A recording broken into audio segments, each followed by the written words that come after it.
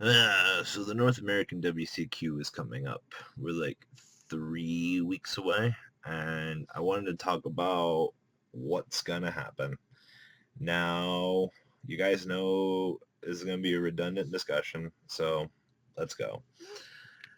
I predict that Cleafort, Necros, Satellar Knights, and probably Burning Abyss are gonna top. And if it's top 64, you'll see some Shaddolls. We already know this.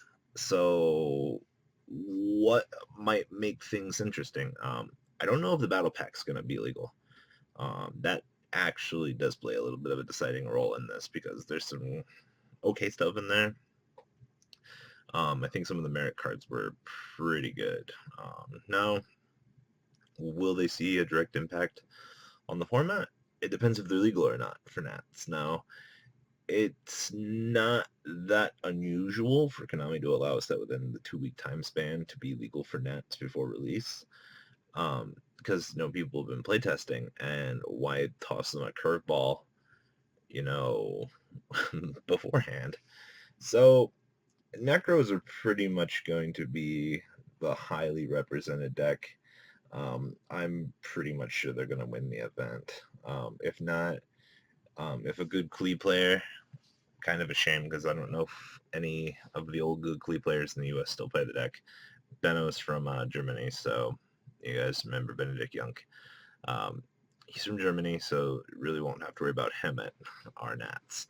But the thing is, going into the event, everyone will probably be citing for the horrible deck that we call Necros.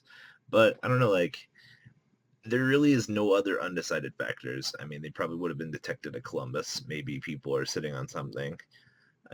People are really hyping that Infernoids are going to be the sleeper deck for the North American WCQ. I don't know if it's going to be true or not. We'll have to wait and see. So the short end of the stick, we pretty much already know what's coming. If you're going into the North American WCQ, you should know that Necros are going to be your hardest, if not the matchup of the weekend. Now, don't pull a Corey McDuffie and build your deck to only play Necros, because you will lose if you play, Klee or something that's a little bit off-brand.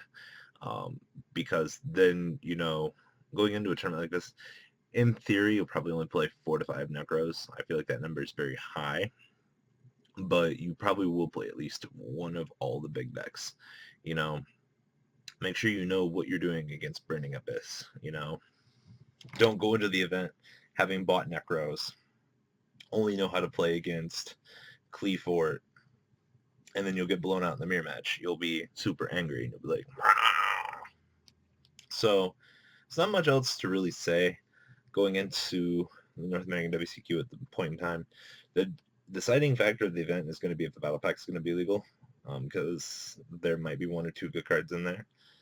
Outside of that, though, we pretty much already got our format intact from the 150th.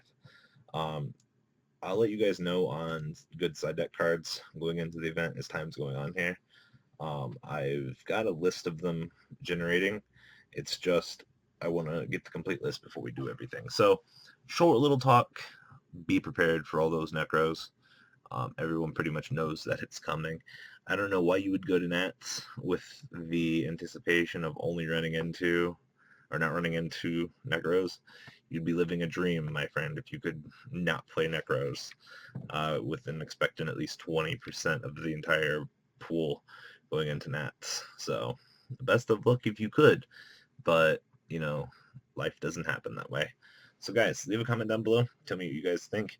Like I said, this is just a short little prelude building in the next couple of weeks as we talk about this. I suck at Yu-Gi-Oh now, so I really won't be able to give you guys like a good deck list and say, all right guys, play this. This is real life. So hi guys, I'm out.